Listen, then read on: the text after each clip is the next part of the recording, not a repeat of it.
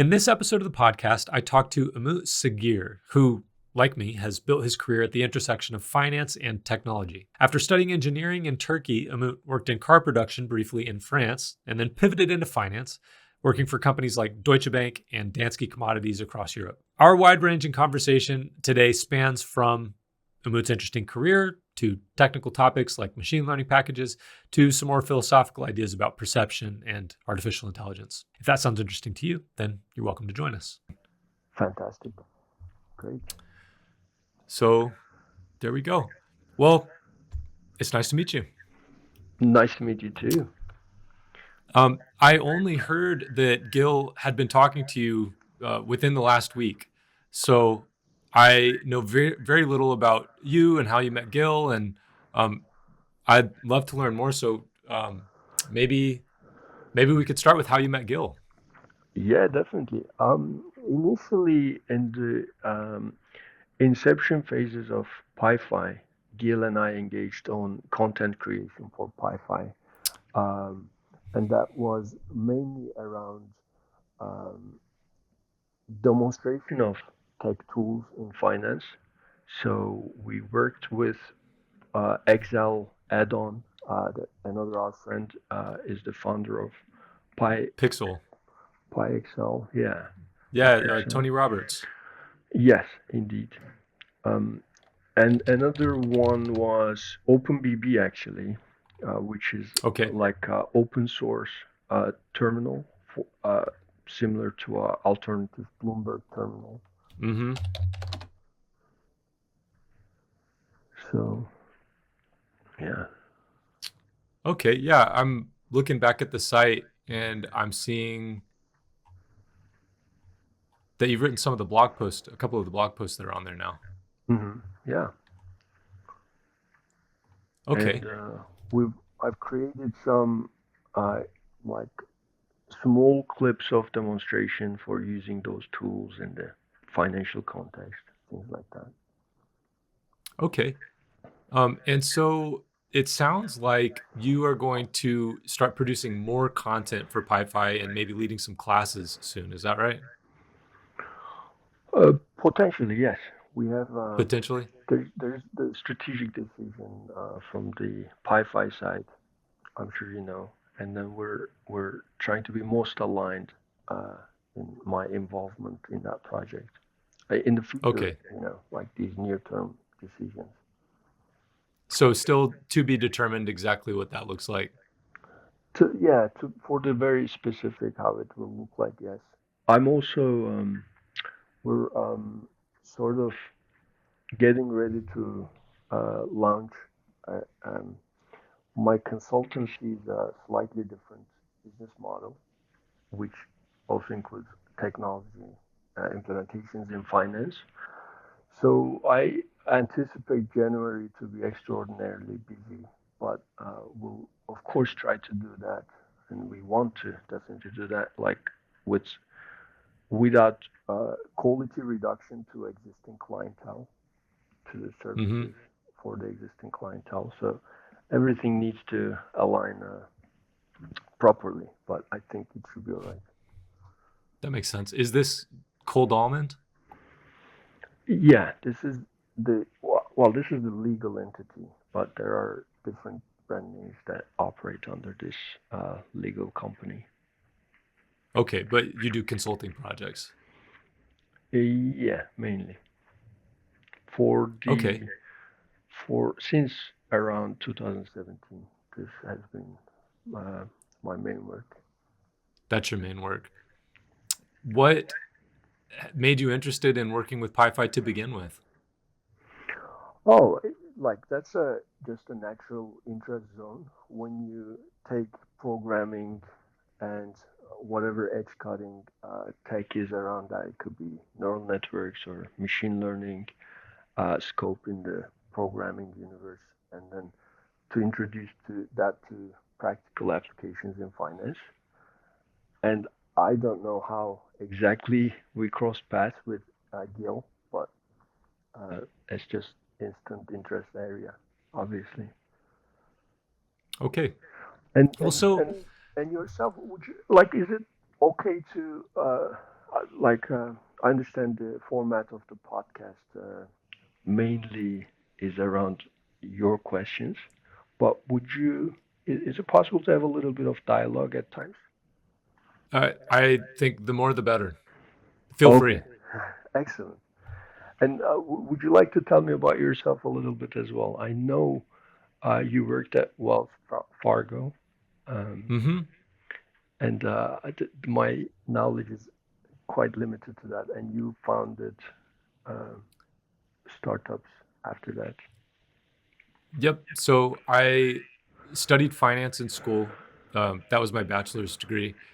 Nice. I left and started doing investment banking at Wells Fargo, syndicated debt. Um, while I was there, I heard about JP Morgan and Goldman Sachs using machine learning to do interesting sounding things, more focused on trading. Mhm. And because I was in banking, you make half your money on bonus day. And so I wanted a good rating. I wanted a big bonus. I wanted to impress my boss. And I thought if I could figure out machine learning and use it in a useful way, that would help me to achieve my goals. So I learned enough Python to develop. Well, actually, I first met some people inside of Wells Fargo who were experts in machine learning, and um, Mhm. developing tools for the company was their mandate. And we developed one algorithm together. The Wow. process took a long time. We were actually using R to build that tool. Oh. I, I was communicating the business problem to these tech experts, and then they would build something and I would evaluate it. And it was a slow process. So I learned Python well enough to create another algorithm that used scikit-learn algorithms to solve a business problem for my team. Mhm. And that tool turned out to be useful for my team and for our clients. And so Incredible. I did get the bonus and I got a nomination for an early promotion. It was good Wow. for my career. And Incredible. I actually wanted to continue doing that kind of work for Wells Fargo, Yeah. and lobbied some leaders at the company to make a position for me. They considered it, but they ultimately didn't make the position that I wanted. And so I left and I started PyFi. Back Mhm. then it was called Machine Learning Edge. Oh, incredible. Okay, I see. But it's so nice to hear. I see a lot of parallels in my journey as you explain that. So it's just so nice to hear part of that journey. Do you remember? How so? What? Do you remember like specific algorithm that you may have used with scikit-learn? Yeah. The one we built a pipeline, or I built a pipeline that evaluated different scikit-learn regression algorithms and compared them against one another, and then chose the best one to make predictions for our clients. Oh, The incredible. gradient boosting regressor turned out to be the top Oh, performer. okay, okay, nice. Um, yeah, just a lot of parallels, and I think which is expected. Um, I worked a little bit with R actually. A few years ago, I undertook a project with many tens of thousands of lines of code with R, and I that's when I decided I wouldn't have future interest in working with R. I do enjoy my Python a lot. Um, there are obviously advantages. There are a few like specific implementations in R for statisticians that could be uh, that might not be instantly covered by Python libraries. But other than that, just Python has that incredible fluency, practicality that I really enjoy. Um, it, yeah, it all. So I'd like to share actually. You mentioned the machine learning coming to your attention. So Hmm. for me, I think it was 2011 or 12. when my colleague at Deutsche Securities under Deutsche Bank was doing his thesis with He was doing his hidden what? thesis, Oh, his like thesis. Okay. for I don't remember if it was PhD or master's, but he was Mm-hmm. telling me how his advisor was a super cool scholar from Bosphorus University, but he was telling me about hidden Markov chains and how they are related to neural networks, and that they were founded in like I remember 1950s or something like that. So that's when I started to notice this whole field and Hmm. potentially its trends ramping up in the near future. And so that was early in your career at Deutsche, Very right? very early, yes. This I've done a little bit of mechanical engineering, which is my undergrad, Yeah. around one How year. did you make that transition and why? So I was commissioned to a project which was being managed in Paris, and I had uh, in my first year of engineering after graduation, um, I had incredible privileges living and working in Paris at times. Ok. And Donc vous parlez français? oui, je parle français, euh, mais je dois pratiquer un peu. Mais oui. Oui. Mon vocabulaire est très petit. Euh, j'ai étudié le français au lycée Oh, au et lycée, ok. à l'université pour 2 ans. It was a Ah, while ago, so I'm ah, mais c'est rusty. super. À l'université, c'est Arkansas? Oui. Oh, d'accord. Super, super. Est-ce que vous avez habité à Paris ou à Montréal? Non. Je. Oh man. Um, je n'ai pas visité. Ever. Oh no. Oh no. Okay. Oh. Maybe we're gonna have to meet in Paris. We're gonna have to find Oh, a that excuse would be for it. lovely. Well, and you spent some time in Montreal also, didn't you? Quebec? Yes, and that's actually also like slightly connected and interesting. That was when the Lehman Brothers bankruptcy occurred in 2008. My engineering diploma was very difficult. It coincided with my graduation day pretty much, like the day it was all public. And so in that So turbulence, are you saying you graduated with your engineering bachelor's degree on the same day that the Lehman news came out? I was on the bus to pick up my diploma when I saw it on the news. Wow. And, Okay. and I was very excited about my And you my studied in GPA and Turkey, is that everything. right? Yes, I studied my Bachelor of Science in undergrad was in Turkey. Uh-huh. Okay.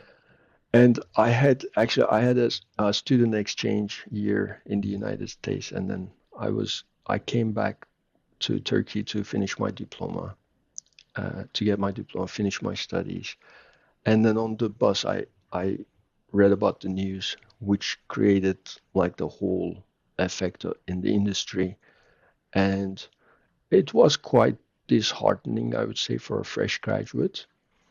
And I used Mm. some time to improve my French. I knew some French already, so I went to Montreal to like bridge that period to study some French. And was that before you went to Paris for your engineering That job? that's before Paris, yes. That's nice to prepare. Well, so probably everything is connected a little bit. When I came back to Turkey, I found a first year supplier of French company, Renault automotive company, and they were doing first serial electrical car production under Carlos Ghosn, then the legendary CEO Of Renault? of Renault. Yes, Okay. and then he was on the news quite a bit after that for various reasons. I, uh, Very famous, but um, so then that I think that French experience contributed to the connection somehow, and I found myself staying in Paris for the project frequently. But when the when the project comes to the manufacturing phase, the, you have to usually in manufacturing, like at such scale, project center and manufacturing zone can be separate areas. What's the And project center? What's the difference? so Paris was the headquarters of Renault, the techno center where we worked on the project. And then once everything's about to be manufactured, I was quality manager slash quality engineer of that project to be reallocated to the local factory sites. And I think it was going Outside of to be, Paris. I believe, Romania. It Okay. was going to be, Okay. so even international Uh-huh. reallocation. So I thought, okay, maybe I can use my quantitative skills to. I was working with finance people as well at Renault and project people, and I thought I might be able to use my skills in something more related to finance. And I did a Master of Science in Finance after that 1 year. Mm-hmm. And Back in since then, Turkey? yes, that was Istanbul also. Okay. And then from there, you eventually found your way to Deutsche Bank or Deutsche Securities. Yeah, actually, before that, I worked with a hedge fund, a small team hedge fund, briefly, and after which I landed my first position at Deutsche Bank's derivatives market making team for the listed Okay. derivative products. Okay. Okay. And so then you're in finance. At this point, what year is it? So you said that's what, around That should 2011, be, and your colleague started telling you about yes, machine learning 11 or techniques? yeah, 11 or 12. Yes, he was so excited, and Okay. I knew he was doing great work.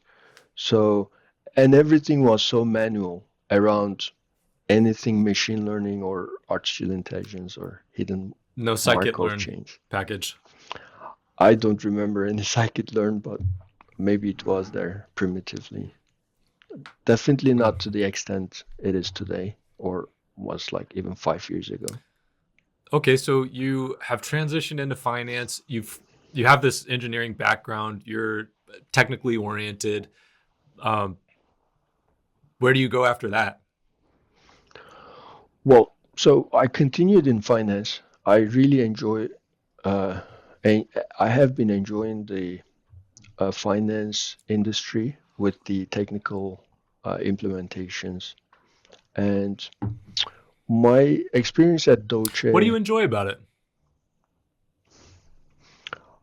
I mean, it's like the ultimate satisfaction, in my opinion, where you can use computer science, edge cutting technology in business implementation. So finance is also like, I see it as sometimes the, depending on the function, obviously, but like the command center of the business world, if Okay. you will. So you get to have the data as commodity and do all kinds Hmm. of things with finance. I mean, computer science technology implementations. It could be Okay. visual, it could be scaled, it could be application oriented, software oriented, trading, investment banking, modeling. I mean, it's just absolutely amazing, really So it's a fascinating. highly quantitative, data-rich field where there are many applications, like useful, profitable applications of computer Yeah, science. yeah, and I not see. so abstract as well. So Okay.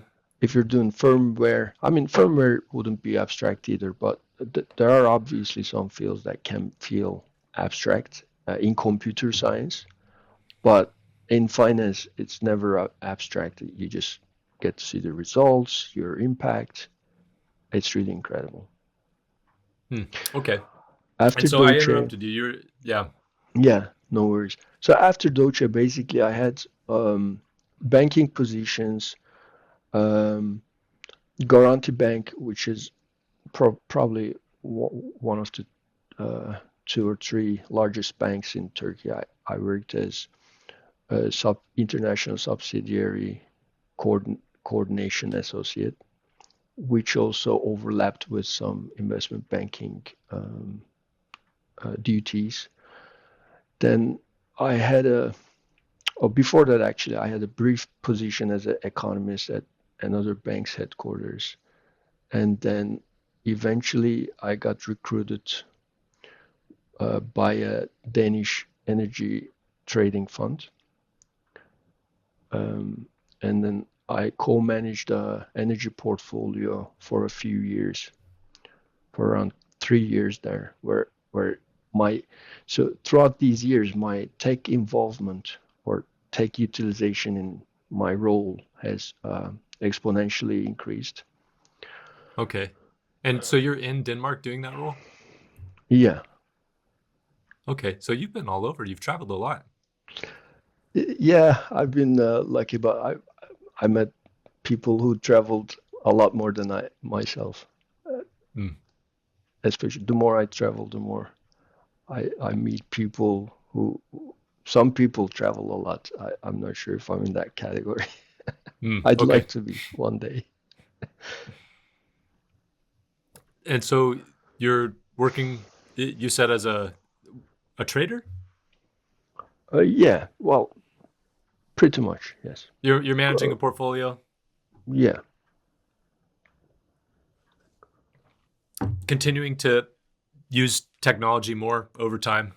yes, definitely. So maybe I was thinking, so if we'd like to go into like more detailed duties implementations, we could probably extract those independent from the company names to like it might be a little more considerate. Sure. Um, but so in commodity trading, energy trading roles, I used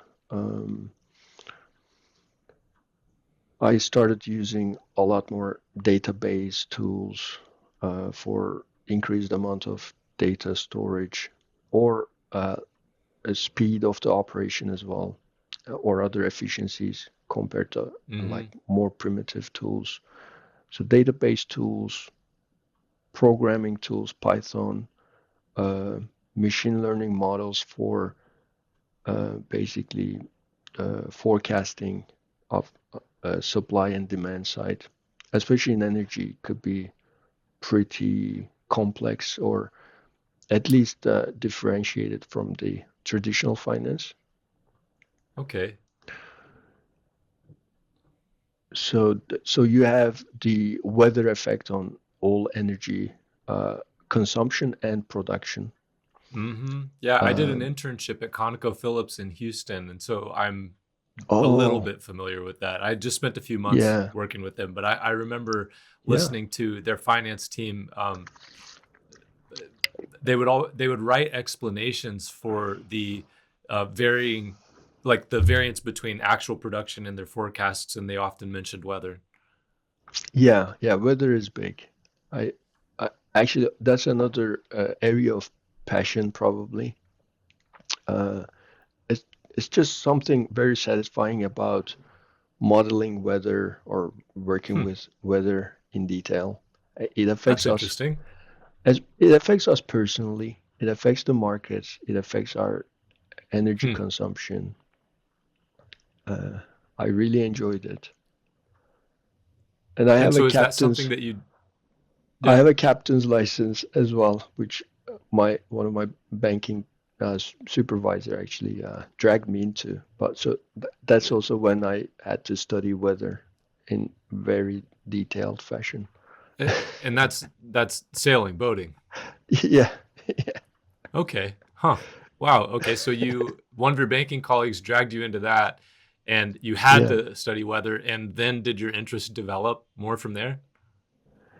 Uh, yeah, there might be connections. But energy trading always seemed interesting, with its dynamics. And greetings Huh. to her, by the way. She lives in Australia now. Perfect Okay. country for boating. But uh, Hmm. it, I'm very grateful actually that she pursued me to join her with the Wow. studies. Okay. And so you said you started using database technology. I saw on your LinkedIn, I think on your LinkedIn somewhere, mentions of Oracle. You like Oracle? Oh yeah, I am used to Oracle, and I don't know. I guess ultimately they're all similar cloud services: AWS, Azure, Mm, Oracle. But once you get like into the workflow of one, I think it grows on you, or you get hmm. comfortable with it. But Yeah, Oracle, efficient. yeah, just familiarity and comfort of that. But Oracle was in my like later consultancy days rather than because with the energy trading portfolio management, I had, so I'm still under the enterprise uh, corporate roof, I would say, and I had many like support functions, teams who supported. So we had metallurgists from Copenhagen. Hmm. We had mathematicians, modeling experts, machine learning experts.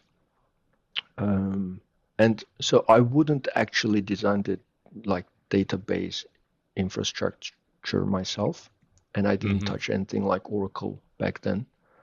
Hmm. But in my independent consultancy years, I have done it. Hmm. Okay.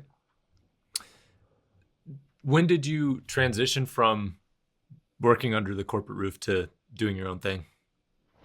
So that should be 2017. And I wanted to, yeah, I mean, the rationale was to be more exploring, more working towards the curiosity without too many restrictions Hmm. of corporate. What were you curious about working in then? Like after switching to more independent position. Yeah, what did that allow you to work on that caught your attention? Oh, oh my God. So I would have to say the um, anything related to computer science, basically. The so when you're in the company, you have so many you're restricted with so many boundaries regarding the environments you can use, and Hmm. actually that creates a, a chain reaction in your exploration of the tools and what you can do with them. And even having too much support, like having so many people to support you, and the amount of delegation is like Hmm. another dimension of restriction, probably. But I would say with um, operating system, so from ground up, everything really, operating system, the access to different tools, the external data coverage, uh, everything in the pipeline, um, and just not not having the title or the function in your role to do those things, or time even. Hmm. So a lot of reasons for to motivate for that type of switch occurred in those years. What have been some of your favorite projects that you've gotten to work on since then? Ah, that's a very lovely question.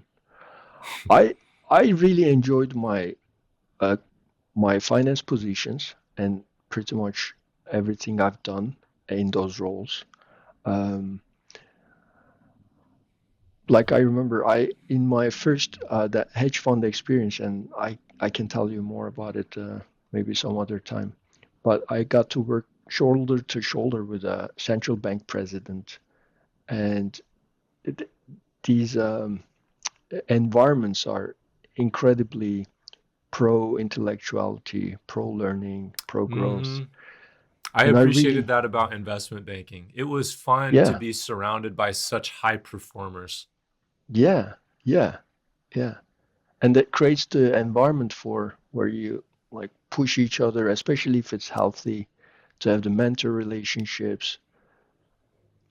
It's incredible. Um, Mm. I've never regretted, the using my engineering skills a bit more in finance and not something like real industry manufacturing. But Hmm.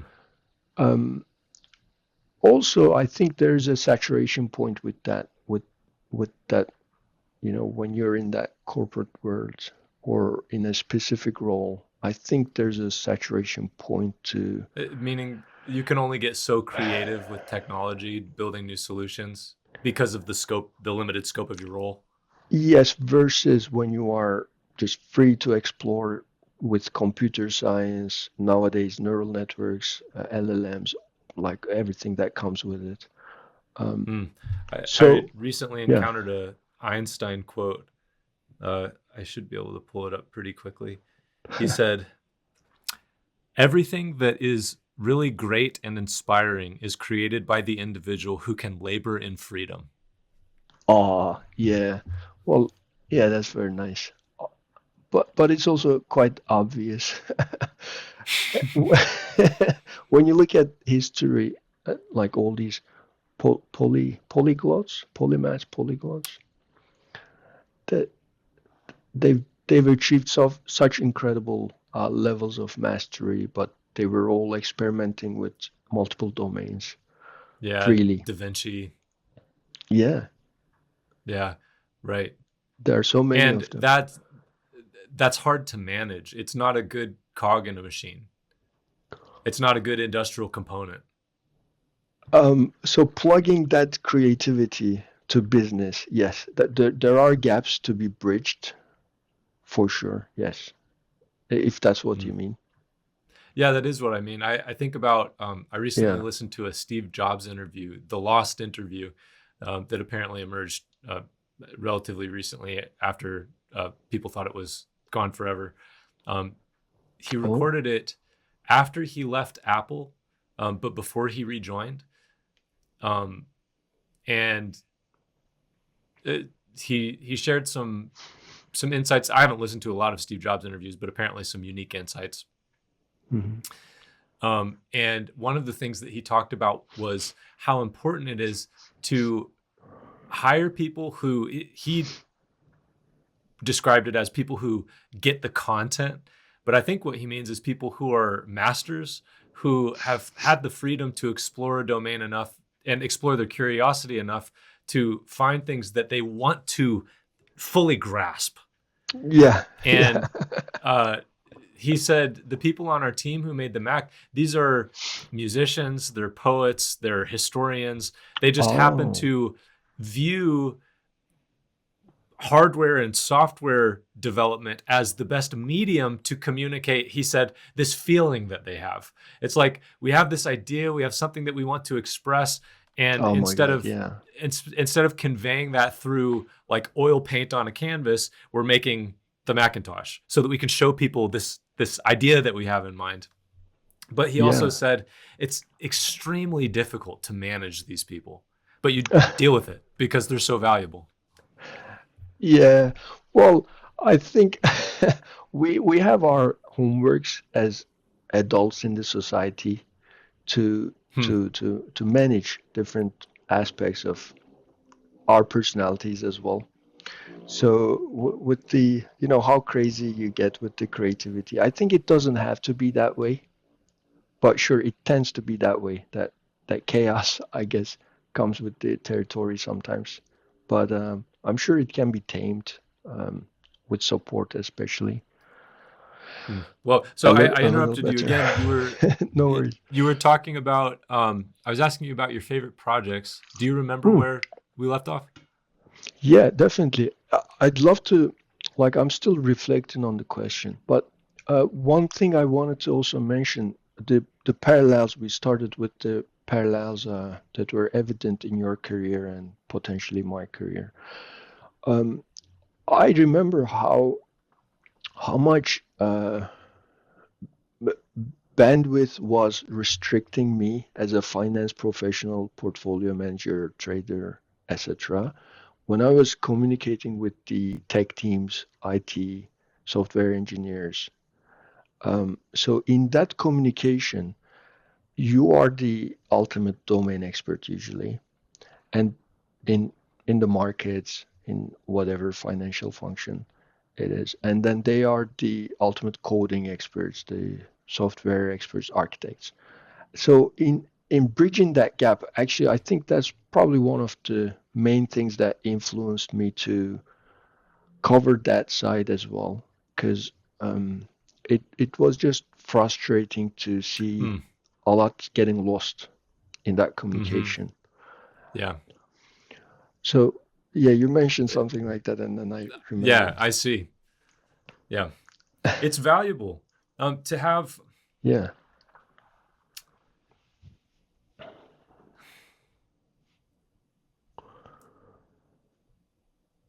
Well, it's difficult to implement something well if you don't fully comprehend the purpose.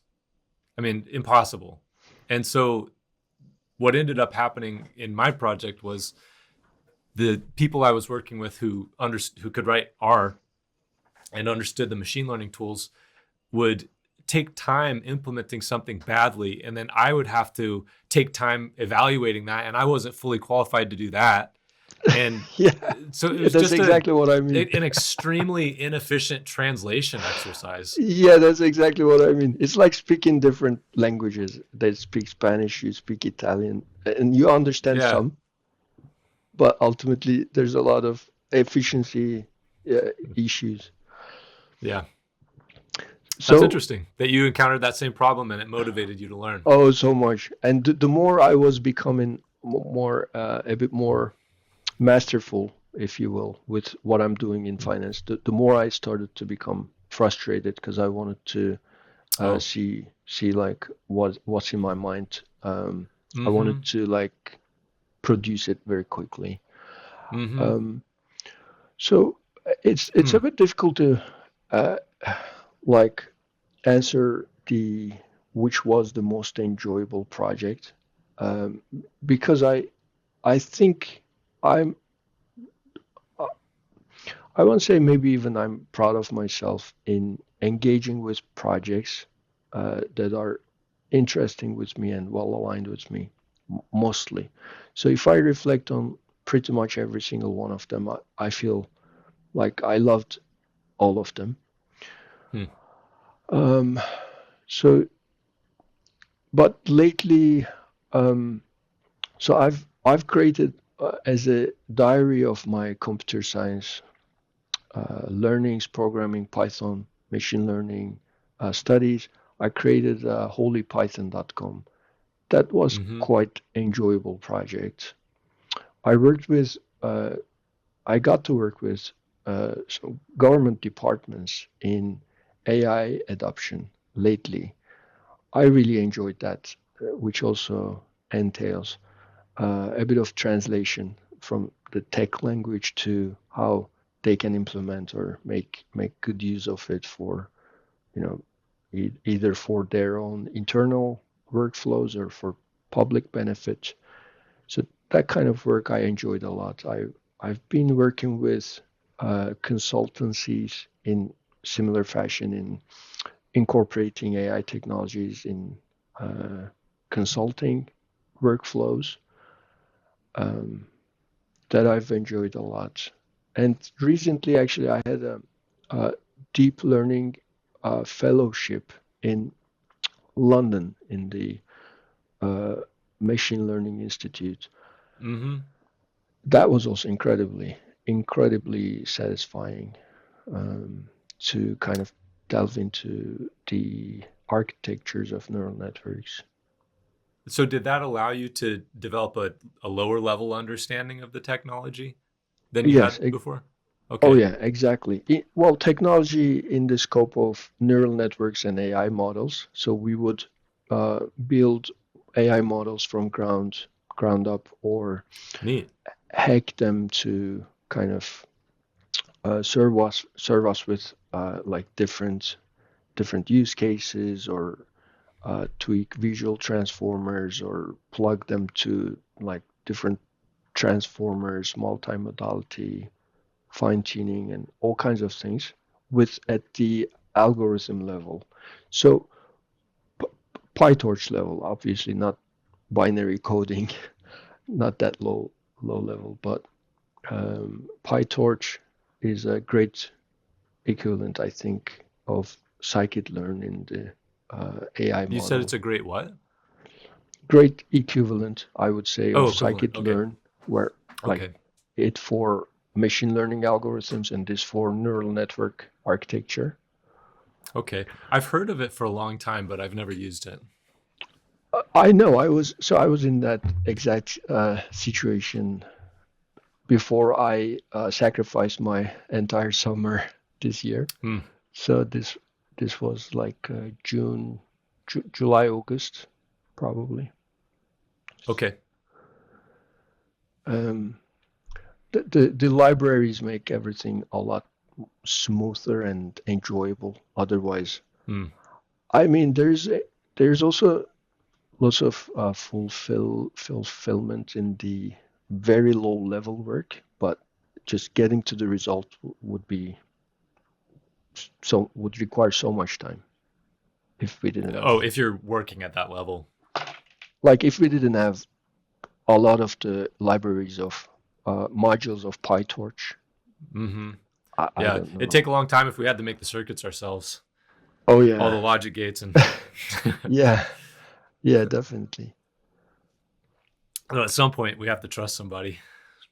Yeah, and it's because of the open source nature. It's just such, there are obviously flaws every now and then, but it's such good environment, especially Python. I know you're Now that also you've aware hmm, of. now that you've experienced PyTorch, um, do you prefer it over scikit-learn, or does it seem to? You mentioned neural networks. Is it more specialized Yeah, for? a- as far as my knowledge goes, so um, I use PyTorch in neural network uh, model architecture, and I used scikit-learn in machine learning algorithm implementations. I've never used scikit-learn in neural networks and vice versa, PyTorch for machine learning. Uh, uh, as far as I remember, there are some overlapping functions, but I think they are pretty specialized for each category. Okay. And I'm not sure if I would promote. So, like a lot of we had a lot of discussions with my, colleagues, network friends after this involvement, and I'm not sure if I would promote such like low-level model work for the average professional in Mm-hmm. in finance, unless there's Yeah. a very good use case. Because we have the open source AI models, we have the proprietary AI models that they are That like excellent maybe if you're already. doing high frequency trading and you need your model to be optimized to like shave off milliseconds for performance.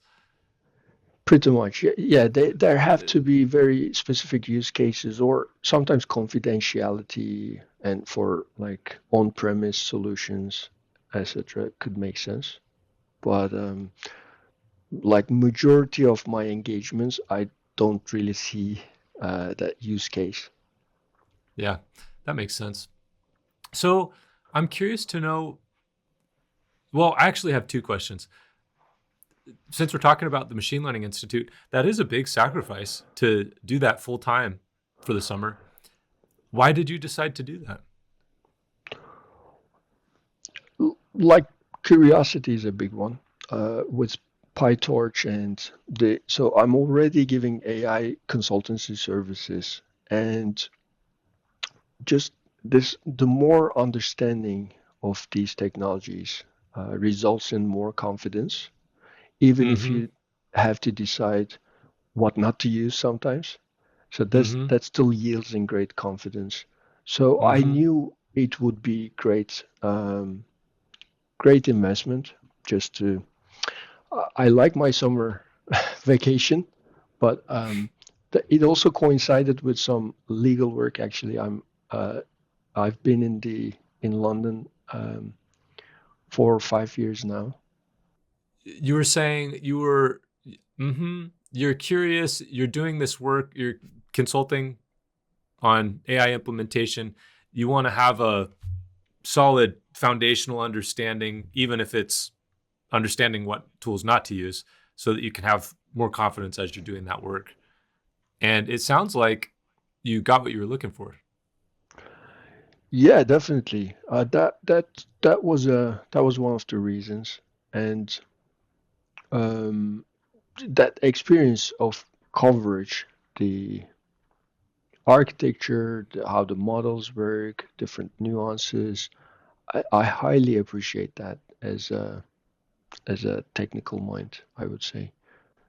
Um, and also, I could probably list another reason as so this organization uh, is founded or co-founded by a meta machine learning engineer Mm-hmm. um, who has done some of the leading or edge cutting algorithms for Hmm. meta applications, their recommendation engines, etc. So learning firsthand from such Hmm. individual, obviously, and I got to meet with proper software engineers who are actually uh, full-time uh, software engineers and computer Mm-hmm. scientists from Google, um Amazon, also Meta, and Microsoft, and all these companies, Harvard University, Oxford University. So having like such environment with peers with this background is also just highly uh, welcomed. Yeah. As you engaged with these people at in the program, Yeah. did you learn anything from their perspectives about the current technology environment that you found interesting and useful? Yeah, definitely. I think learning was very uh, learning was going all direction between all of the participants, all of the members. So I would say we learned a lot from Mm-hmm. each other. The individuality and different approaches is an incredible thing when you bring like such group of people together. One thing, so to be specific, what I've realized was, for example, for someone like me, the approach was very different compared to a software engineer, which was very different to a scientist, like a full-time academic or research scientist, someone like a physicist or a machine learning researcher. So different title people from different titles or backgrounds have like very specifically different approaches. Mm-hmm. Software engineers are very on top of their tools in the market that they use, and I was surprised actually that their approach can be very high level compared to Oh. like I was coding in Vim, uh, just like a notepad uh, in Hmm. Linux, and I was getting to results extremely efficiently. Sometimes, like a 7 day hackathon, I would get like a working prototype in the first before the end of first day, Hmm.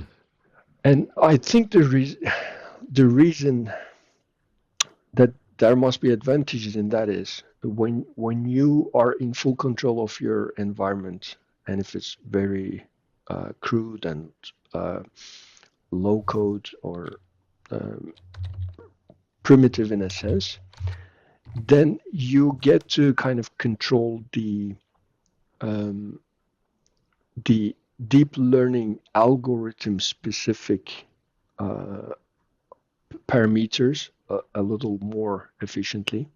So, so to experiment to see if the algorithm is working for me was very practical uh, practical scenario. Whereas if you want to use all of these software engineering environments, they are they all these software engineering tools have their own personalities, and I think you can get lost in adjusting those sometimes. Hmm. And if the algorithm doesn't work, so something like training uh, neural network sometimes takes more than a day on the GPU cluster. So if you're not on top of that process, and if you have to start that after a few days, you might run out of time. So th there were many differences in the tools used, but I learned so much, obviously, from I I'm not from completely everyone. following. Like, I get the idea, but I'm curious to understand exactly what you mean, just in case there's something that I could learn from your approach. So, you're saying you're working in a notepad, like a Linux notepad, basically. So you don't have like a linter pointing out syntax problems, like, right? You're not using like autocomplete.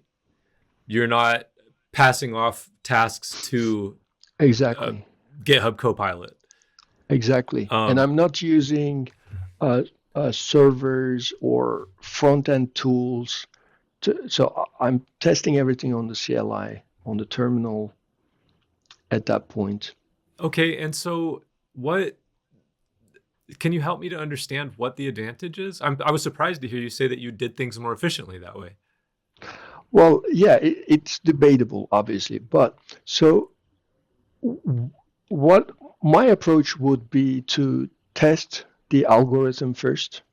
So test the training, And test the can you tell me, algorithm. yeah, can you tell me exactly what that means? Because I haven't worked with like neural networks in the way that you have. The Yeah, extent of my machine learning exposure is like regression and classification with scikit-learn.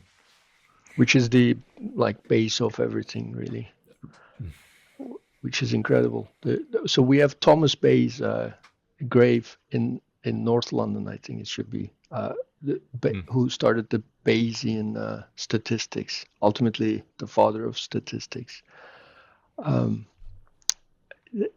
it's incredibly interesting how regression resulted in so many sophisticated advanced machine learning algorithms later on in the last decades.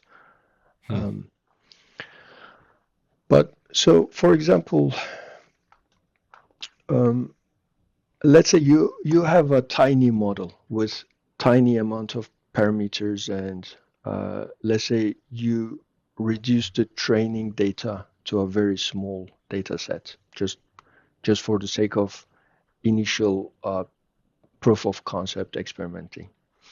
Okay.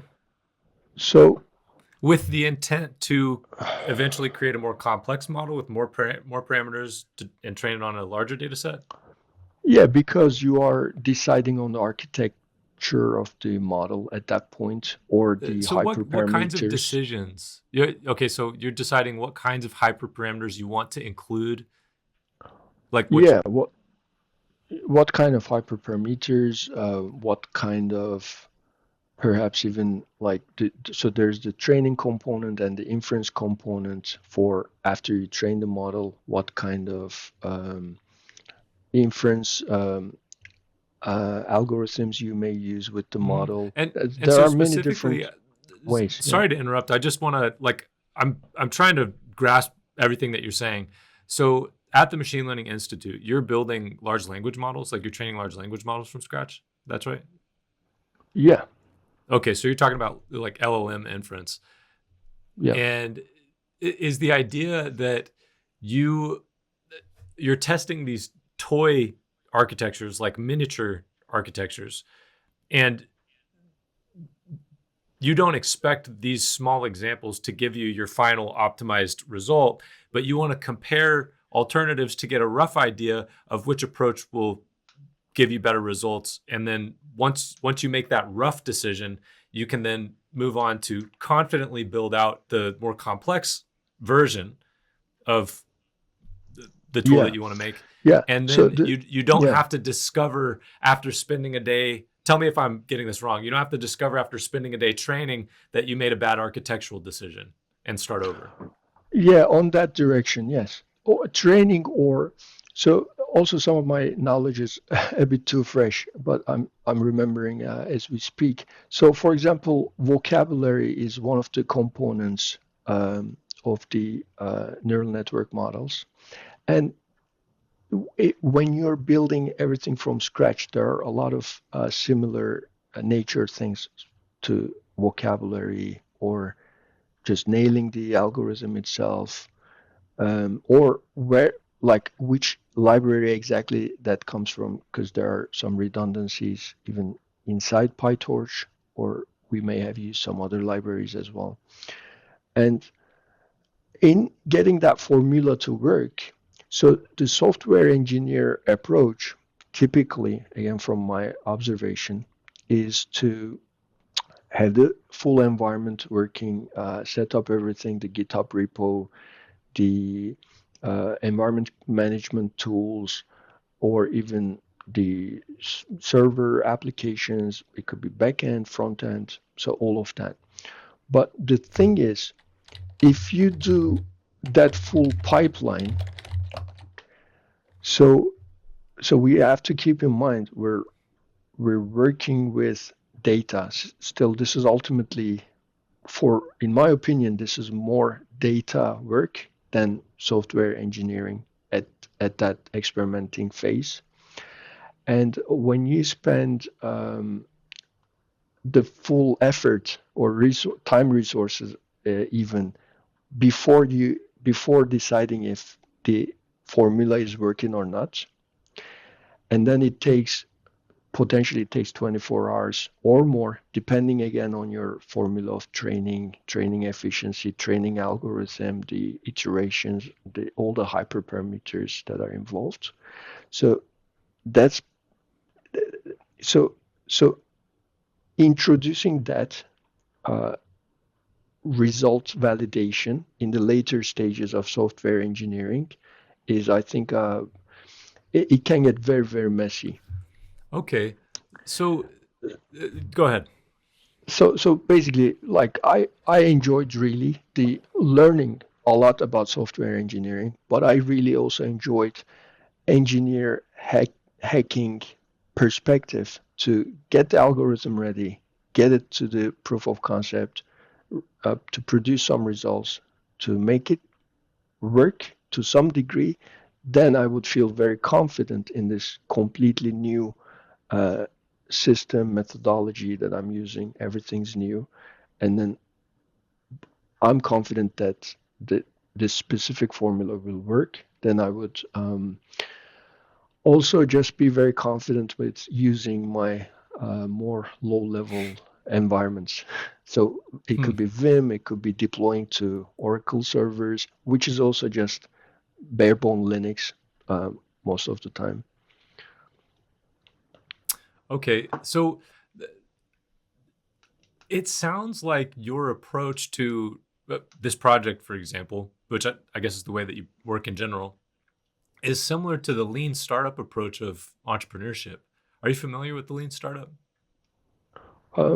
Maybe if you could elaborate a little bit. It was written by Eric Ries, Yeah. Reis. He took, I think, lean manufacturing, like Toyota manufacturing, and applied it Oh. to the domain of startups. And I'm reaching back to I mean, I read this book many years ago before I started Machine Learning Edge back in 2018.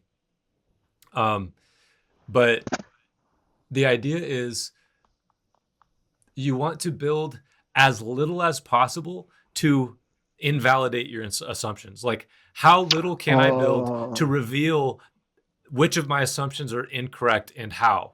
Like, let me not waste I time love that. building. Yes. Yeah. So it's the same thing that you're doing in the domain of business. Like, Yeah. instead of taking 5 years to make this giant complex system and then taking it to one client as if it's going to be their one solution to everything, and then hearing them say, oh yeah, you missed this thing in the foundation and now your whole product is wrong. Yeah. Like, instead of Yeah. doing that, work with the client and give them a minimum viable product. That's I think that the term minimum viable product may have come from the lean startup, Yeah. although I'm not positive about that. It's like, Wow. what's the smallest thing that I can deliver? And Eric Ries Yeah. writes in the lean startup that you should be embarrassed about the first product that you deliver to your customer. Like, if you don't feel uncomfortable about how primitive it is, Oh my God. you're waiting too long, which means Yeah. you might be building something incorrect when you could have figured out sooner that you needed to shift directions. Oh, incredible. Yes. Yeah. You explained it so well. Yeah, that's a very nice summary. I really like it. And my friend was telling me something very similar. So he might have been referencing the same book probably last week. Okay. I love that. Validating early. That's for resource management and everything. It's just, it sounds incredible. Well, I was also thinking you are taking, so you started your career in a way by bringing your engineering expertise in the domain of finance.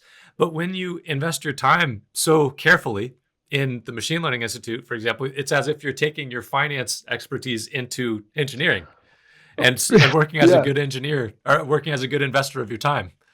Yeah, perhaps. And that's also really just like might have something to do with entropy, but the way are really dedicated in efforts with intent, good intent, and honest intent. Nothing really gets lost, is what I'm trying to say.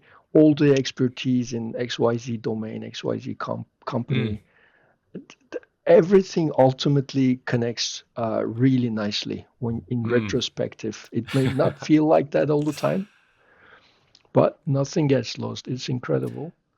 Yeah, that is related to one of the things that I think is most interesting. If you don't mind taking a little bit of a philosophical turn in our conversation. Yeah, so absolutely. It's I didn't understand what the term liberal arts meant until I was 27 years old. So I had graduated from school. I had done my time at Wells Fargo and I was finished with that. I'd started Machine Learning Edge and it was successful. And then I had some time and I learned what that term really means, what a liberal arts education is. And I became interested in philosophy for the first time and encountered Aristotle. There's a school in the United States called Hillsdale College. The current president of that college is a man named Larry Arnn, who's from Arkansas. So he's a country guy. He speaks with a country accent, not like a New York accent or something sophisticated. Oh, okay. But he I think he did his PhD in history. He focused on Churchill. He helped to write the Winston Churchill biography that I think is the standard today, although I could be wrong about that, but he did focus on Churchill. He also studied Aristotle a lot during school, and he produced an introduction to Aristotle's ethics and made it publicly available through Hillsdale. So I discovered that during the free time that I had because of the success of Machine Learning Edge at the time. This was also during 2020, during COVID. And so I was quarantined. I didn't need to work for money for a little while. So I had a lot of time and I couldn't go out. And so I ended up taking Larry Arnn's Aristotle course. And it is amazing. And I realized there's a reason why we still talk about this Greek from 350 BC. Yes. There's a reason why we still talk about him. And Yeah. it's because the things that he learned, that he taught, that he wrote down are still completely relevant to my life living in Texas in the United States in 2025, just like they were in 350 BC in ancient Greece. And that tells you something about the reality that we live in. PyTorch, unfortunately, will not be relevant in 3,000 years. Like we could, oh, you disagree? It's hard to tell. It's hard to tell because like we need to understand how much groundbreaking happens in that concept of PyTorch as a library, what it Okay. introduces, and our And so interpretation of it. maybe we talk about it in the way that we talk about the Gutenberg printing press as an important development in the history of technology. Perhaps, yeah, potentially. But I understand, like, what you're saying is also incredibly powerful statement that these foundational concepts of philosophy or economics are eternally valid, seemingly so Yes. far. Whereas some other things are not. Like there's a difference. That's what I'm trying to point out. Yeah, well said. I remember Jeff Bezos had this statement when they were, if I remember correctly, they were launching the business, and he said he reflected on what will be in the market in 10 years, 20 Hmm. years, 50 years, 100 years. It's a really healthy take, I Hmm. think. But that reminds me of something Steve Jobs said in the interview that I told you about earlier. Uh, yeah, he said when a founder leaves a company, that company often, I'm paraphrasing, he says the company often stagnates and declines because the people who remain in the company, the people who are leading the company after the founder leaves, often, he said, can't tell the difference. They don't know the difference between what is essential and what is incidental. The founder knew the difference. So Jeff Bezos, he thought about the deep things that are Yeah, going to be true in 10 years or 20 years or 100 years. And he built his business on those things. He did it. He had, like, you have to use particular techniques, like timely techniques, in order to hmm, implement yeah, this longer term, even eternal vision. yeah, If you're the founder, you know the difference between those two things. But you have to yeah, pass that knowledge yeah, down to the people who take the company on after you if you want the company to continue to evolve and not just yeah. rest on its laurels and sort of continue producing oil out of that same oil well until production declines to zero. Yeah. And I think And the yeah, difference between knowing by experience versus knowing by information are also very different. The founder knows a lot of the things by first-hand experience, so it's very mm, internalized knowledge. well, kind of like you in the Machine Learning Institute, if you go and see for yourself, you understand more about the right way, but you also understand the edges between the right way and what's not, Yeah, which is exactly. what you Yes, might not get if yes, somebody's yeah, holding your yeah, hand through the process and not allowing you to yeah, go and make all the mistakes around the edges. yeah, 100%. And I I wanted to also clarify, like my peers in software engineering, these like we're good friends now, and there are a, a lot of them are actually legends in their fields, Hmm. like holding patents with co-holding maybe patents with Google as probably today Alphabet um, in the legal terms, but like even aside of that, just actual legendary people in their software engineering field, in their science fields. Um, but that diverse approach is really nice, and you learn different things from each other. So, um, but I think the more you are experienced, the more you're a legend in your field, the more it's becoming harder to transform again because Hmm. you're perhaps at certain age, certain experience levels. So you already have a way of culture of working. You And already now with use Oracle. Why switch to AWS? yeah, or yeah, there are so many dimensions to it. And then with the transformation or the disruption, the necessity of transformation, such as AI is now happening, and it really is changing the workflow so much in many industries, maybe not all of them yet, but so many industries compared to 3 years ago. That introduces a new problem of, I think, flexibility. Maybe there's a psychological component there as well for actual domain experts. Hmm. And and I would maybe even respectfully criticize a little bit the established enterprises, the largest corporations today. And from my knowledge and experience, a lot of them are delegating AI adoption to internal teams. So, which is great. So you as an internal expert of the, let's say, bank or Hmm. multi and um, multinational enterprise. So that's great, but there will be, I think, some cases where your expert needs to get some external support from the AI experts, from the people who had more time to experiment.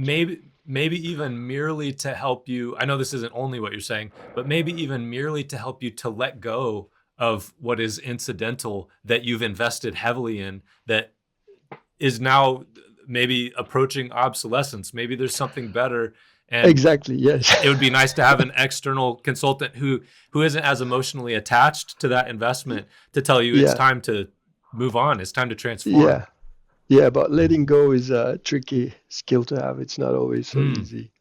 The Yeah. more you establish you are, the more it's not so easy, Well, and it actually. seems especially important when you're working in technology where things do change so quickly.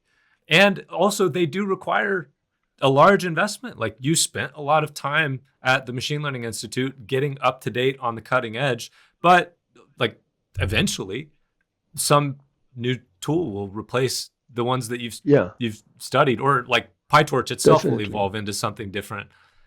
Um, definitely. and so the reason why I brought up Aristotle and Larry Arnn is because that you were talking about nothing being lost from your experience. And I think Oh yeah, especially when you have diverse experience like you've had, I mean, not only have you worked on different things, engineering and portfolio management and commodity trading, I guess that was maybe the same job, but many different things. You've also lived in different places. And yeah, that helps you to distinguish what is essential from what is incidental, which allows you to better understand the important changes in the environment and maybe even helps you to let go of the things that are incidental because you can recognize them as such. yeah, yeah. So true. Um, Ultimately, I mean, the patterns always repeat themselves. Um, and one pattern in the social aspect is probably, I can say that humans are humans with so many layers, sure. And then the cultural layer is a massive one, which, you know, immerses uh, a lot of us, or a lot of us get immersed in. But uh, ultimately, we share the same uh, foundational biology and mental Mm-hmm. frameworks. So that's, I think, a really And nice as much as our experience to. environments change, the most important things remain the same, which is the reason why I can understand what Aristotle was talking about back in 350 BC in Greece. Like his life wasn't that different than mine, even though it was completely different than mine. Yeah, it's so cool, isn't it? And um, maybe Mm-hmm. we have to discuss this more another time, but there is this um, little village in West Turkey. There's Ephesus, which is a massive Oh, I know ancient Greek. Ephesus. Yeah, it's an site. important city in the biblical history. Yes, but not that one. So north of Ephesus, actually, there's a smaller one called Assos, ASOS. I think so. I was visiting that place and I had such incredible time. It's so beautiful with the ancient Greek sites and actually even the modern day Turkey, blending the current village with that ancient place is so incredibly beautiful. I think Aristotle actually lived there. And when you see the Really? gorgeous views, the cliffs, the seaside, the trees, the green, the shades even, it's just so beautiful. And Mm. you can tell why these people became philosophers or why philosophers chose to live there. Either, Uh, one of that's these. funny. I that reminds me of something. I don't remember who I was talking to when we made this joke, but we were wondering why London is so productive, so industrious. It's this, financial center in the world. And we thought maybe it's because the weather's so bad, nobody has anything better to do than to sit inside and crunch numbers. Yeah, it So could it's be a kind of the lot. opposite. Yeah. Yeah, North Europe has very good productivity levels, I guess. Um, I'm not sure that the in London specifically, the culture, the business culture is really um, impressive. Really It's nice to like New have. York. It's like New York. I think that I mean, it's I've never it's been there. very That's just my assumption. yeah, it's very nice to see the nuances between New York and London, or American approach versus British approach as well. How do you compare that? Um, so it's gonna be a bit tricky to elaborate, but I think the American approach, I would say, from my experience, is very result oriented in a different Okay. way. So English approach, British approach is also very result oriented, but maybe the other one is a bit more market reflection of the results oriented, and this one is a bit more value of the result oriented, which Hmm. both of them I think complement each other really well. I remember doing lots of research about the first programming languages that preceded even Python and C++. It should be BACP, I think. I don't remember the exact words or the founders, inventors. But so this British professor invented, it should be BACP, basic BPL. People would know, basic programming language, Oh, something like that. okay. Okay. So, so there was A before, and then this became BPL, BCPL, which became B language, and then it evolved to C, and ultimately all Huh. of the interpreter programming languages were based on that. It's interesting. Something I like know that. It's Guido van Rossum, who created Python, he started oh working on a yeah. language called ABC. So he was working. Oh So I guess maybe this was just the trend. yeah. Somebody was working on ABC, and Python Yeah, is Guido's. It's what he wanted ABC to be, I think. Like he learned from that yeah, project and created the programming language he wanted, and it's Python. yeah. Actually, I found it. So BCPL, Basic Combined Programming Language. Okay. But and Martin Richards was the designer of this language, and Is that the British professor? yes, Okay. it should be. I think he's And based in and so why do Cambridge you bring now, that and up? he's alive in his 80s. Yeah, Oh wow. Why do you bring that up in the context of comparing London to New York? yeah. Because so the AT&T labs, it should be. Again, I'm just trying to remember. So they took it and they made it a mainstream thing. They made, I think, even Unix was built upon based on that. Uh, Okay. so, so the pattern I observe is British people are incredible at these breakthroughs, Hmm. and then American approach is incredible at bringing it to the market, which is also Huh. necessary. That's So interesting. they're both throughs with slightly different. And I'm not saying that doesn't happen here and this doesn't happen there, but just the primary instinct, I think, is driven by like these nuances a little bit. That's interesting. I Are you thinking specifically about London versus New York, or you're thinking England compared to the United States in general? That's your impression. I think when we think about science and business, they represent the individual countries, Okay, respective countries quite well. So, interesting. Because when I think about technology, I think about innovation coming from actually what I've heard um, other people say. I mean, I think of innovation as coming from San Francisco, like that being a highly innovative oh, yeah. technology capital. Um, I've heard people make the joke that Americans are innovators and Europeans are regulators. Like we might not be able to innovate, but we can make Yeah. the best regulations anybody's ever seen. And that's not my conclusion from Yeah. firsthand experience. It's just There's something that truth I've in heard. that too. Yeah. There's also truth in that, especially if we're talking EU, like the mainland Europe. Yeah, that was more what the whoever I heard this from was talking about. Incredible regulators, yeah. But there are now niche hubs in each country, each region that are also doing like specifically incredible work.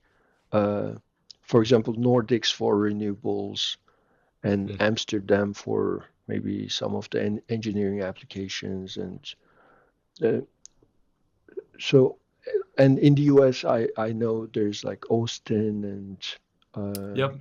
Boulder, Colorado, that there are these hubs happening with specific niches. That's also really good to see, Mm. actually.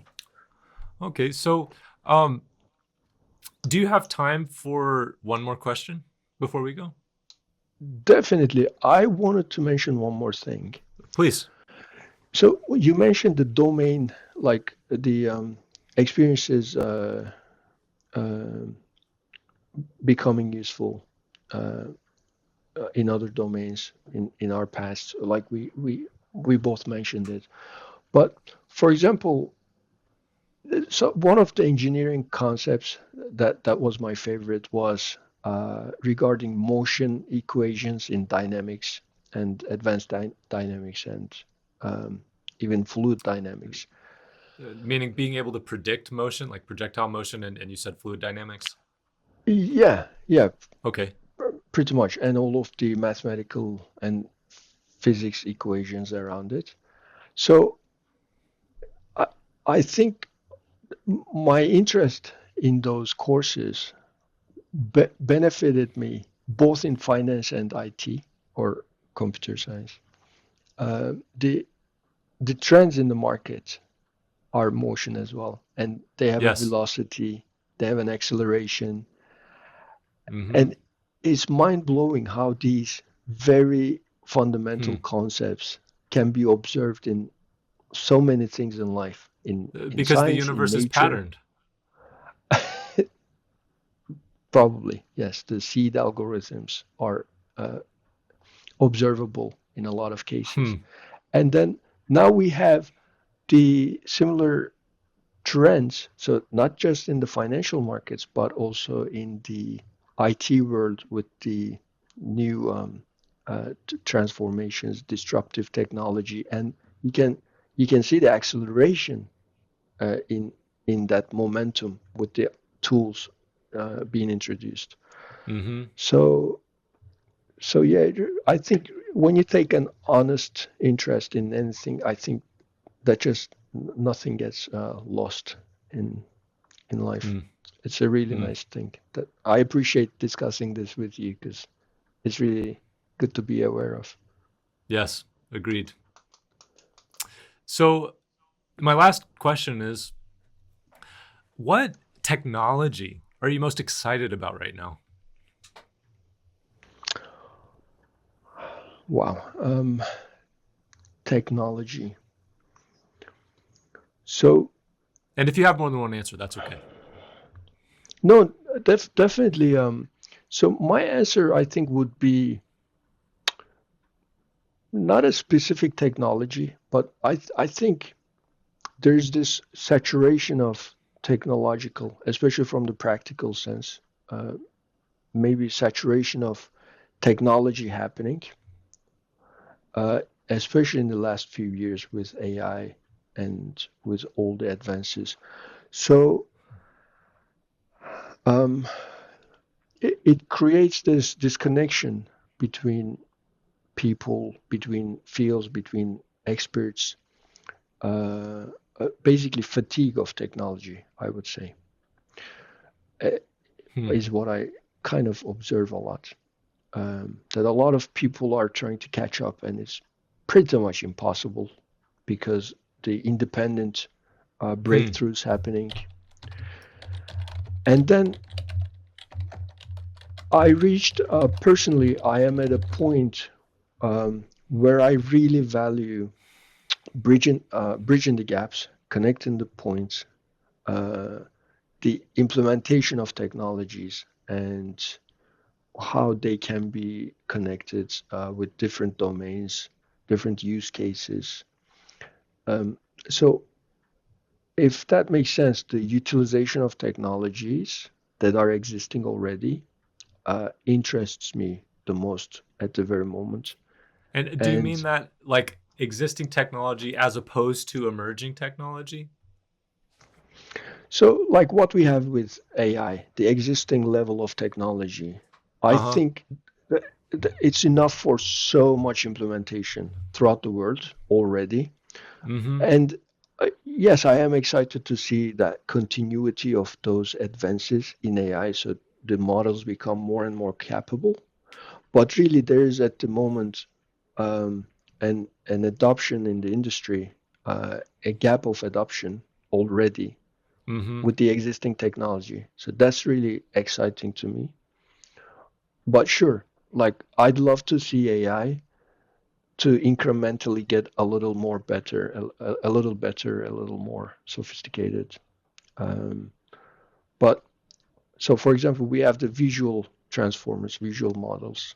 We have the audio models. We have the textual models. That covers a lot of the industry workflows, and they got better and better. That they yield very good results within their limits.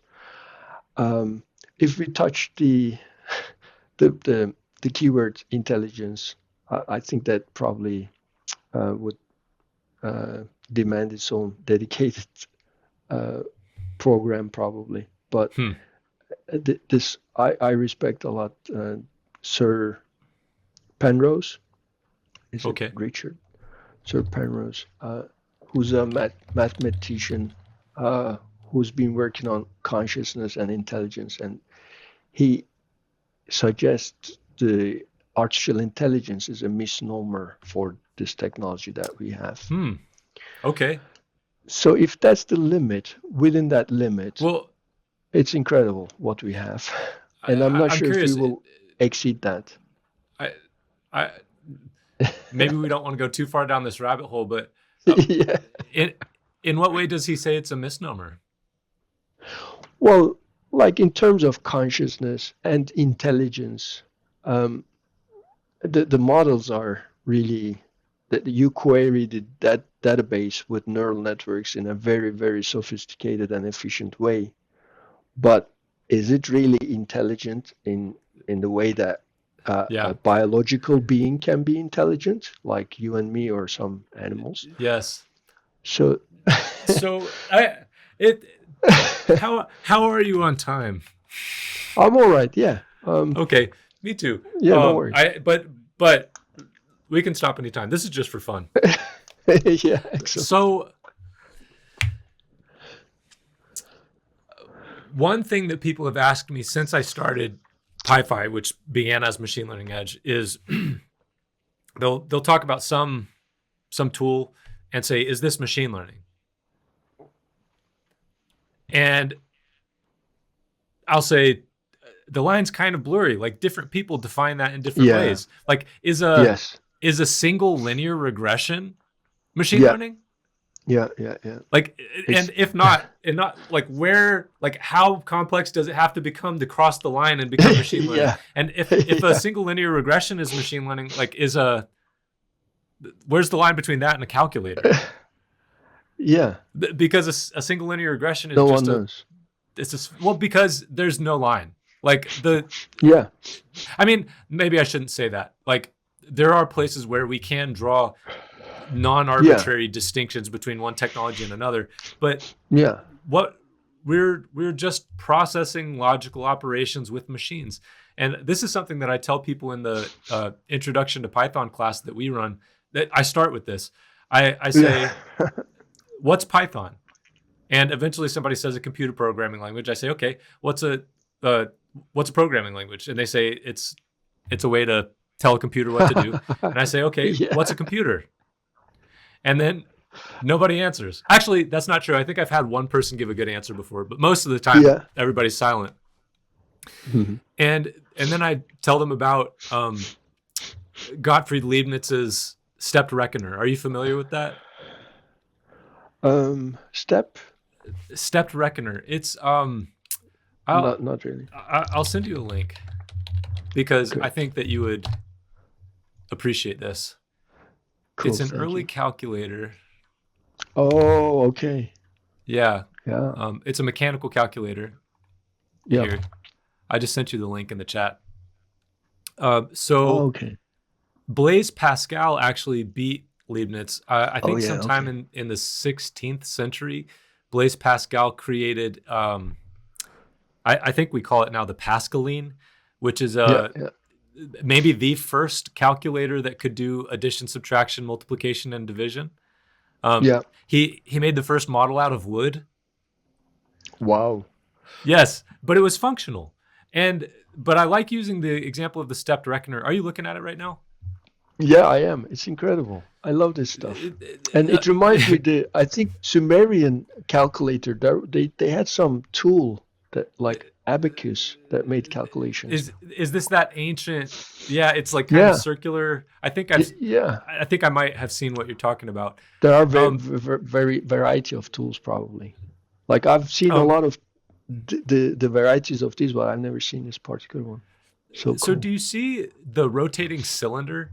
There's an animation on that. Yeah. Okay. So that is the core component of the machine. Oh, okay. It's called a Leibniz wheel now. So Gottfried Leibniz, he invented calculus simultaneously with Isaac Newton. And I think that we now use Leibniz's notation for calculus instead of Newton's. So he's a mathematician, a philosopher, and also an inventor. And he created a stepped cylinder. The stepped cylinder allows the machine to count. So if you look at it, you see there are these bars protruding from the sides with different lengths. And then there's the cog adjacent to the cylinder. Depending on where the cog is, you can move it up and down. It'll strike a different number of those protruding bars, which is the physical equivalent of counting. And as I was asking myself, so this was after I encountered Aristotle, I became interested in philosophy. I had already been doing a little bit of work with Python, a little bit of work with machine learning, but I hadn't. But my interest in philosophy hadn't sparked yet. So 2020 that happened, and then I circled back around, and this was maybe This was 2023. I started asking myself, what is Python? I've been working this thing, but like, what is it? And so I started studying the history of computers, like where do these things come from? And I came across the stepped reckoner, and I realized it is possible for us to physically represent logic. And I realized, speaking of eternal components of the universe, maybe the most fundamental one, we learn logic from the reality that we find ourselves in. So I have a little 8-month-old son. He does not understand. Yeah, it's wonderful. He does not understand math yet, for example. He eventually will see, like maybe I'll have blocks in front of him, and I'll say, here are 2 blocks, and then here are 2 more blocks, and when we put them together, we have 1, 2, 3, 4. Yeah, quantity. Yes. Yeah. And so quantity and also operation, like addition. Yeah. And Yeah. when I show that to him at first, I show him physically.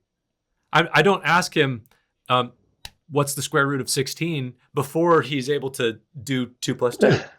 And Yeah. I show him 2 plus 2 with the blocks, and he can see physically that that's like, this is true. But then Yeah. later I Yeah. can say, I need 2 eggs to make an omelet. Yeah. My wife and I both want one, and we have 6 eggs in the carton. Do we have enough to make omelets for both of us? And we can go, yep. I need 4 eggs. I have 6. I have an excess of 2. So I can do that in my head. I don't need the physical representation. But Yeah. I learned that operation through physical representations. Like, I Yes. observe that, I experience it, and then I'm able to model Yeah. it in my brain. But then once I learn to model logic in my mind, I can Okay. model it Yeah. back out physically. And that's what Leibniz did with his step reckoner. He's like, I Yeah. understand counting. I understand quantity. How can I make a Yeah. physical representation of that serves as a mechanism in this Yeah. machine so that I can process these operations: addition, subtraction, multiplication, Yeah. division. Very Um, nice. Yeah. And we're Yeah. not doing anything different than that with computers. It's exactly the same thing. We're just Yeah. representing operations in a Yeah. different medium, electricity, like Yeah. high voltage and low voltage. It's highly sophisticated, but it's just they're physical representations of what are, at the bottom, simple logical operations.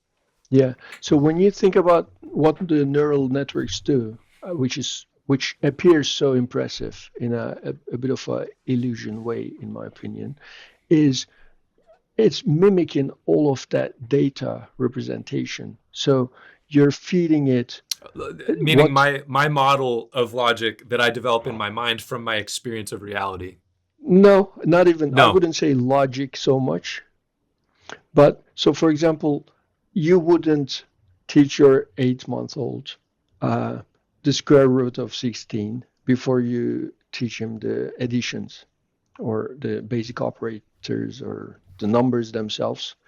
But so with AI, what we are doing is we are feeding it all the data, and then it mimics an understanding by the creating relations between that data. So you're doing exactly what you wouldn't do to your 8-month-old, which is very yes. non-intuitive way of. So It's not really entirely intelligence. superficial. Yeah, It's mimicry. exactly, superficial. Yeah. Superficial. So okay. So here's a story. When I was working in investment banking for Wells Fargo, it's a difficult job to get. Many people are interested in working in that kind of job. And so once you get it, I did this when I was trying to get the job. I would reach out and ask if people would meet with me so that they could give me tips, like, how do I do this? Yeah. And so that would happen to me from time to time. Somebody would reach out and say, I'm interested in this kind of job. Will you get lunch with me and help me to orient myself? And because other people helped me with that when I was on my journey, I would say, of course. So I had a friend say that she had another friend whose name I shouldn't mention. And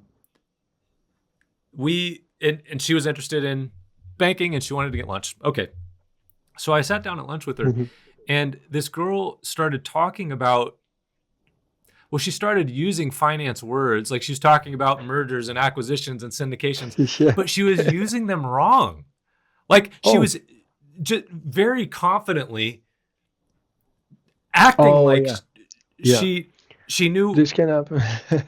Yeah, especially at junior years, this can happen when you're like trying to catch up with the knowledge and you don't comprehend them fully.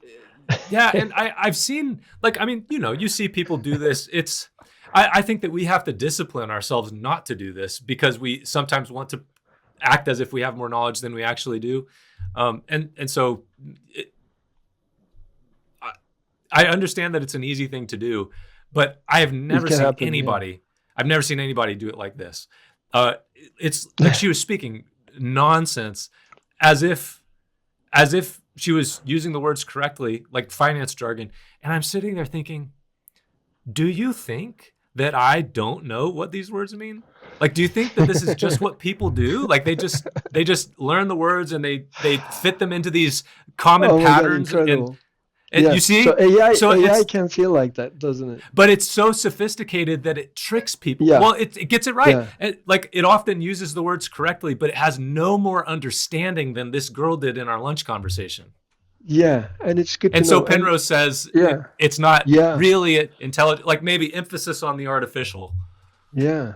Yeah. And which is I'll send you interestingly, more links. You would appreciate that please, his work as well.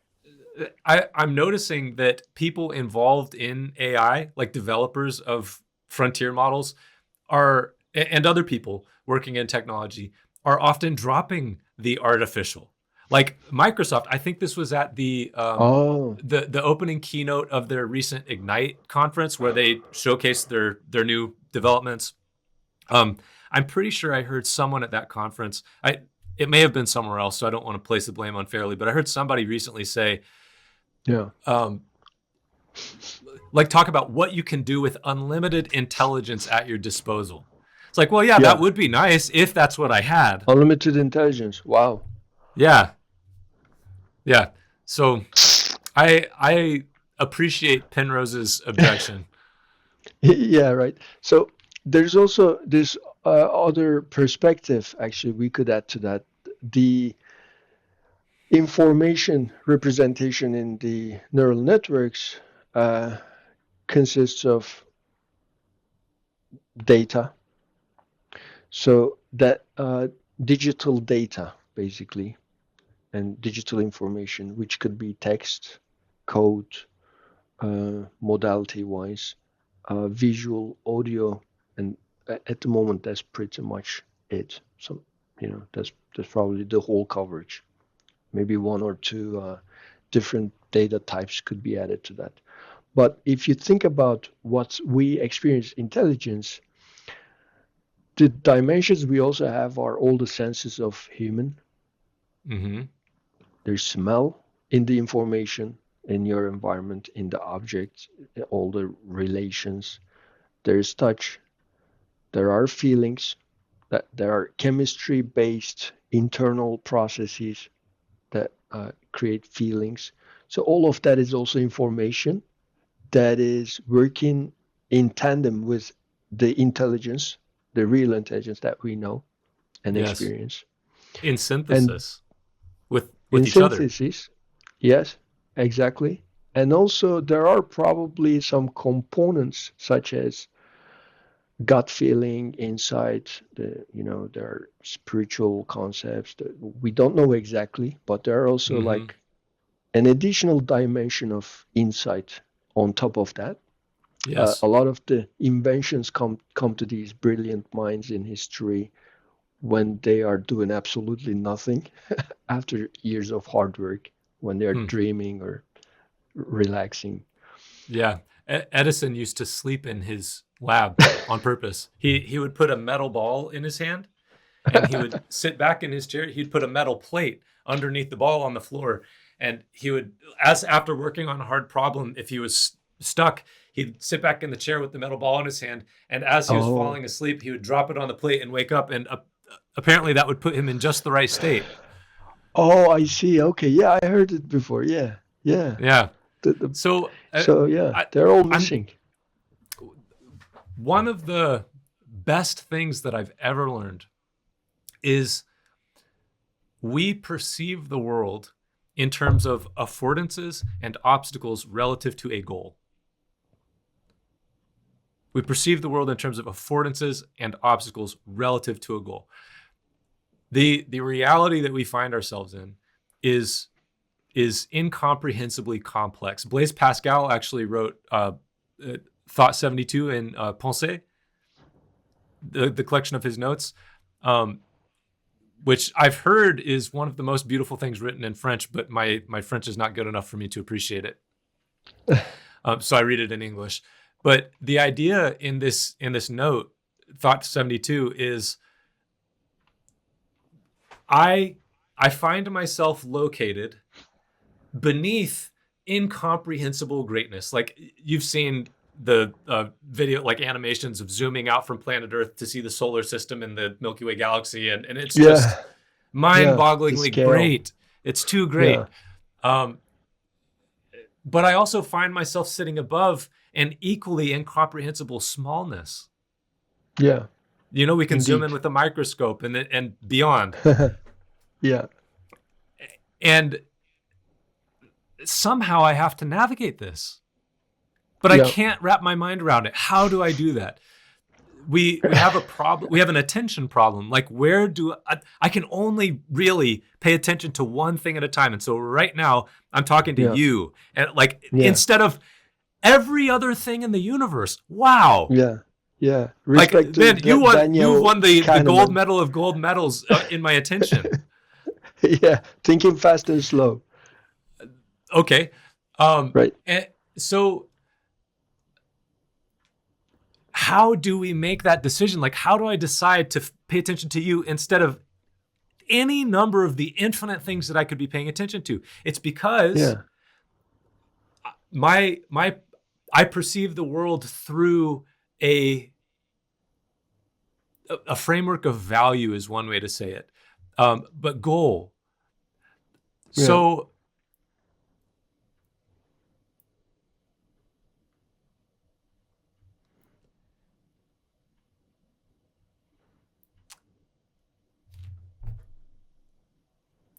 my son is making his first distinctions in this infinitely complex world. It's easy to tell which distinctions he's making because he names them. Like, when he learns a word, that is a distinction. And the first distinction that he ever learned was mama and dada. There's a difference. First relations. And like, he knows that in this it's hard to define edges in this world. Like,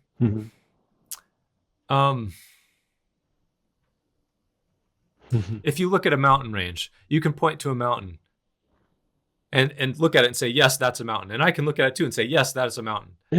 But if we try to draw the line between one mountain and the other one, like, where exactly is that line? It's hard to tell, because the world is rough and there are gradients, and so how do you make the distinction? The answer is, how do you make a non-arbitrary distinction? The answer is only in light of a goal.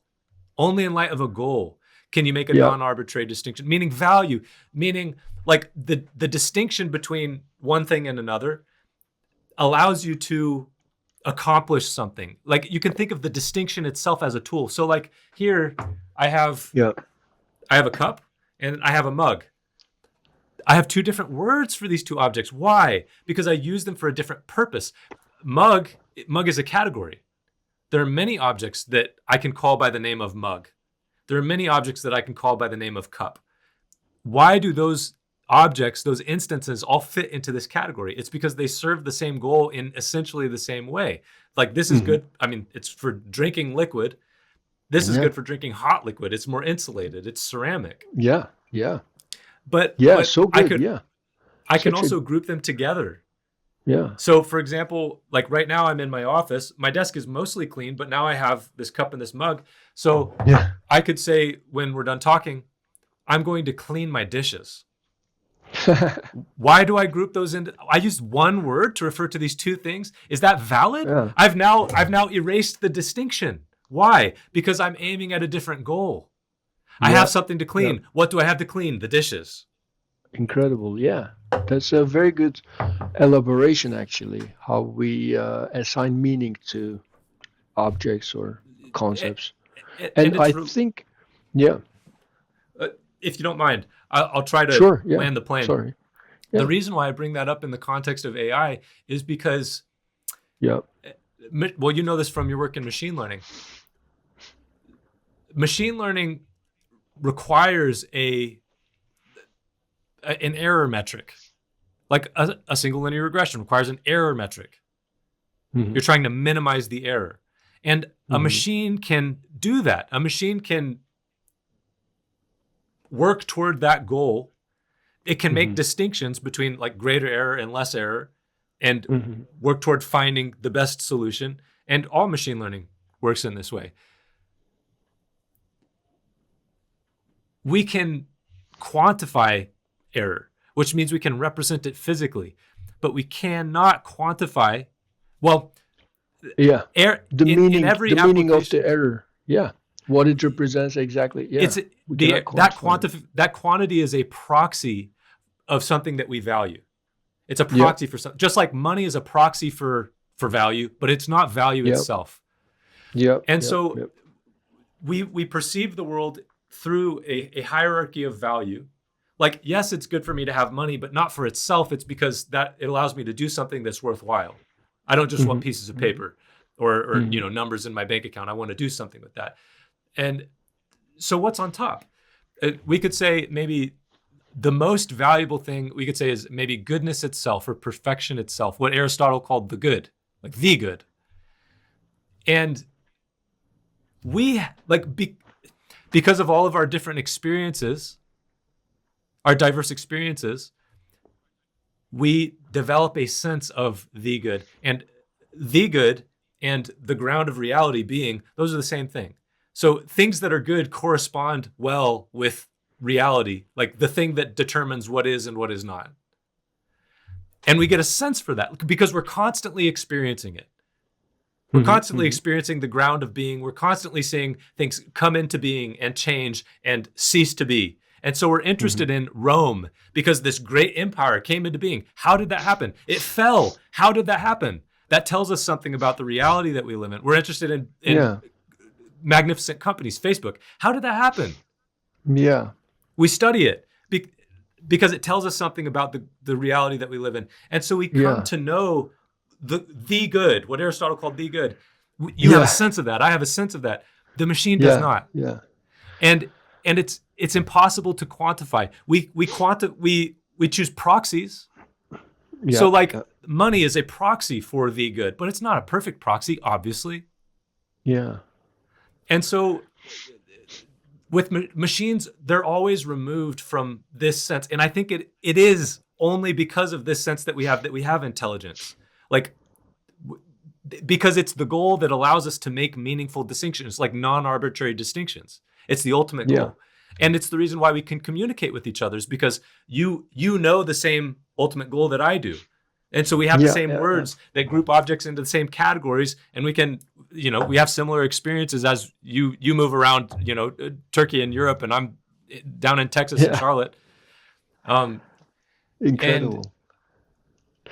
And the alternative to that, well, if we don't remember that, we will find ourselves in the paperclip game. Do you know the paperclip game? Not sure. Okay. Paperclip. I won't go too far into this. I'm just going to send you a link, and I think that you will like to. This is really incredible discussion. Yeah, tremendously enjoyable. I really appreciate it. Yeah, me too. So I just sent you a link to It's the Paperclip Game. You should play it. It might take you. Yeah. It might take you an hour, but the idea is. An hour. Make paperclip. Okay. Yeah. Yep. So the idea is what happens. What happens when you tell a machine to optimize for making paperclips? What happens when that's your proxy for goodness? And the answer is, it does it very well, and everything goes bad.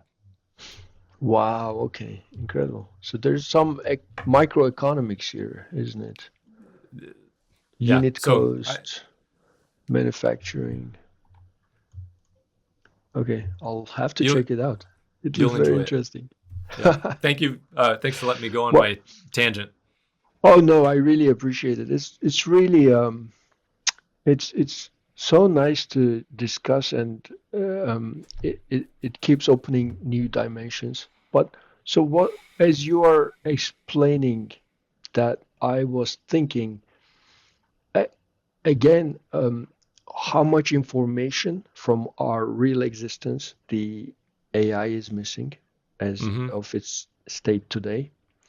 So then, and it doesn't have, so you can optimize that error rate so well, but it'll never have at its current state the will to change direction, exercise freedom consciously, like we do. We So you simulate that said, with randomness. Like the frontier models use like randomness to vary the words that the model in generates. finance, yeah. No, I'm talking about large language models. Okay, sorry, I thought you meant you mentioned the efficient frontier.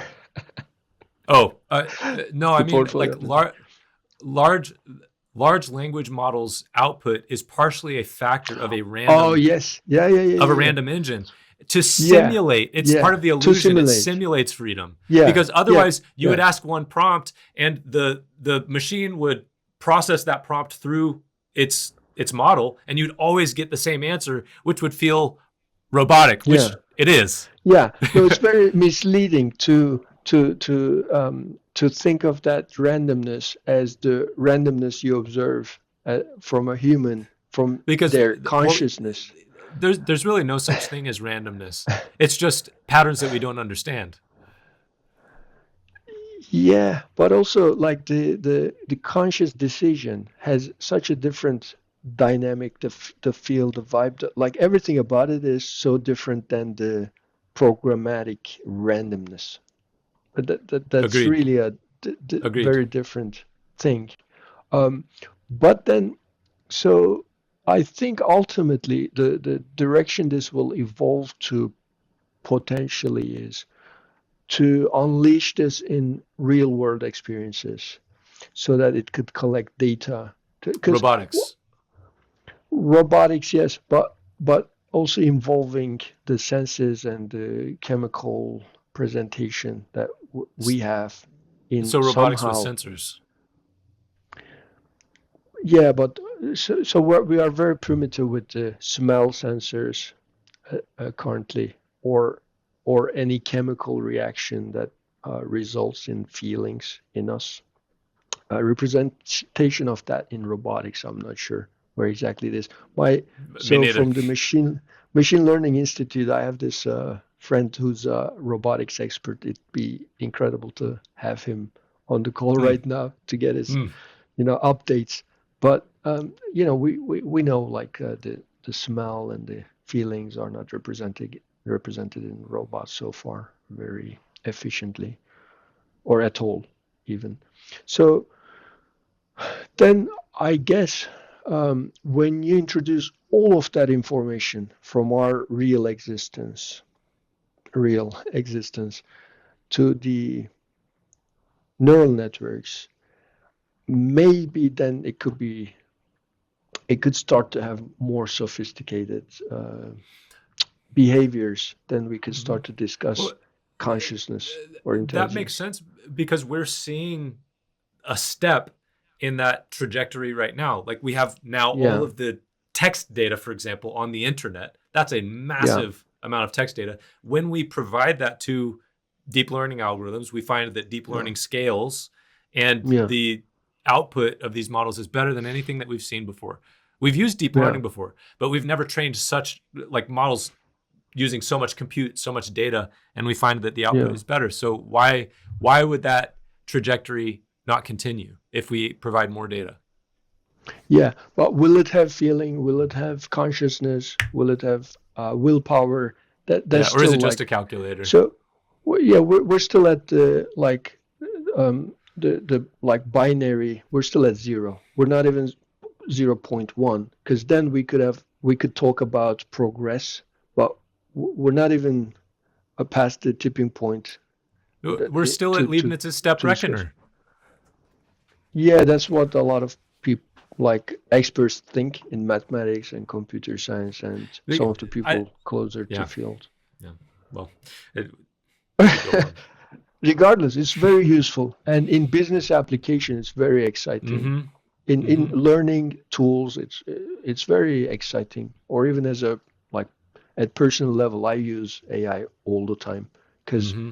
to synthesize to make my job a bit more efficient, whatever task I have during the day, I use it all the time. It's very nice and exciting, and maybe the nomenclature helps us be a little more motivated in adoption. So that's also cool. But the ultimate motivation behind the the terms, as you said, like the assigning meaning to the terms,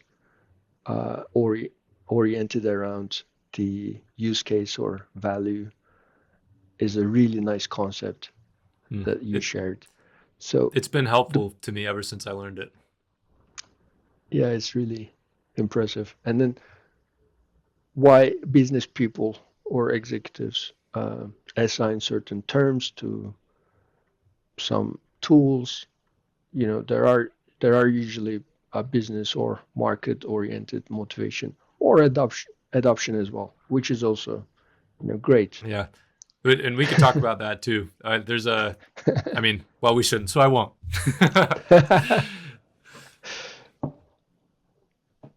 All right. Well, this has Excellent. been a wonderful conversation. I'm glad to meet you. This has been a lot of fun. Likewise. Likewise. Incredible. Hopefully, first of many conversations we're going to have. Agreed. Yeah. All right. Well, I hope you have a good evening. Thank you. You as well, Zach. All right. Goodbye. Bye.